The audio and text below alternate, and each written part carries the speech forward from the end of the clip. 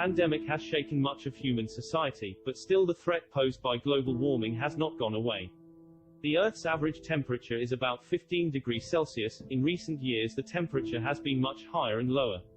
There are natural fluctuations in the climate, but scientists say temperatures are now rising faster than at many other times. The planet's average surface temperature has gone up about 2.12 degrees Fahrenheit, that is 1.18 degrees Celsius, since the late 19th century. This change was driven largely due to increased carbon dioxide emissions into the atmosphere, and other human activities. Most of the warming occurred in the past 40 years, with the 7 most recent years being the warmest. The years 2016 and 2020 are tied for the warmest year on record. Human activities have increased carbon dioxide emissions, which resulted in driving up temperatures.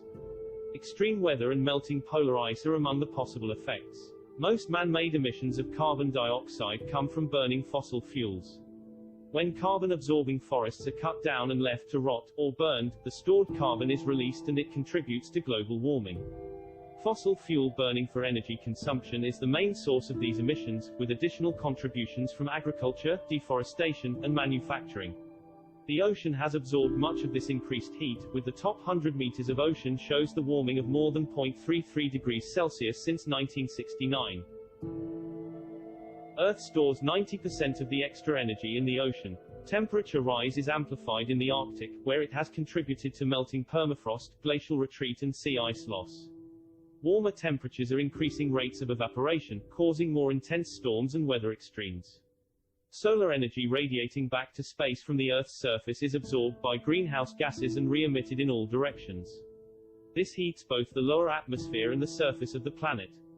Without this effect, the Earth would be about 30 degrees Celsius colder and hostile to life. Across the globe, the average sea level increased by 3.6 millimeters per year between 2005 and 2015. Most of this change was because water increases in volume as it heats up. However, melting ice is now thought to be the main reason for rising sea levels. Most glaciers in temperate regions of the world are retreating. The satellite records show a dramatic decline in Arctic sea ice since 1979. The Greenland ice sheet has experienced a greater record of ice melting in recent years. Satellite data also shows the West Antarctic ice sheet is losing mass. A recent study indicated East Antarctica may also have started to lose mass.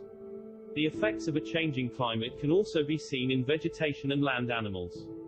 These include earlier flowering and fruiting times for plants and changes in the territories of animals. The WMO says that if the current warming trend continues, temperatures could rise 3 to 5 degrees Celsius by the end of this century. The Greenland and Antarctic ice sheets have decreased in mass. Data from NASA's Gravity Recovery and Climate Experiment show Greenland lost an average of 279 billion tons of ice per year between 1993 and 2019, while Antarctica lost about 148 billion tons of ice per year. A new study by NASA and university researchers has found that the ocean waters melting the undersides of Antarctic ice shelves are responsible for most of the continent's ice shelf loss. There is a severe impact on ecosystems, which include the relocation or extinction of many species as their environment changes, most immediately in coral reefs, mountains, and the Arctic. Climate change threatens people with food insecurity, water scarcity, flooding, infectious diseases, extreme heat, economic losses, and displacement. These impacts have led the World Health Organization to call climate change the greatest threat to global health in the 21st century. Even if efforts to minimize future warming are successful, some effects will continue for centuries, including rising sea levels, rising ocean temperatures, and ocean acidification. Recent warming has driven many terrestrial and freshwater species move towards the poles and higher altitudes. Climate change has contributed to the expansion of drier climate zones, such as the expansion of deserts in the subtropics. The size and speed of global warming is making abrupt changes in ecosystems more likely. Overall, it is expected that climate change will result in the extinction of many species. Heat waves in the ocean occur more frequently due to climate change, with harmful effects found on a wide range of organisms such as corals, kelp, and seabirds. Ocean acidification is impacting organisms who produce shells and skeletons. Coral reefs have seen extensive bleaching after heat waves. Global climate is projected to continue to change over this century and beyond. The intensity, frequency and duration of the strongest hurricanes have all increased since the early 1980s.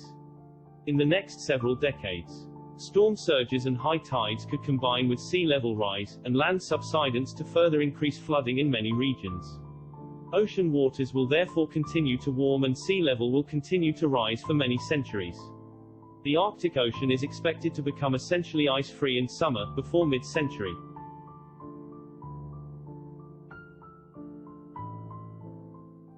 China is responsible for around 28% of global greenhouse gas emissions.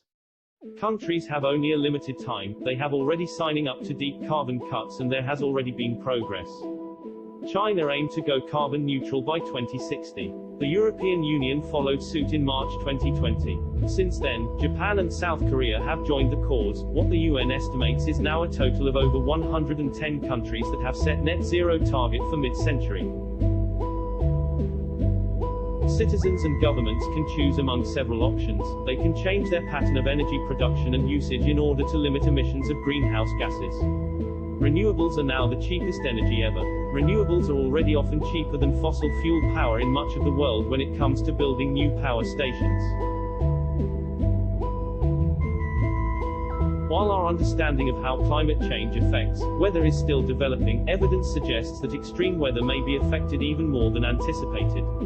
Extreme weather is on the rise, and the indications are that it will continue to increase, in both predictable and unpredictable ways.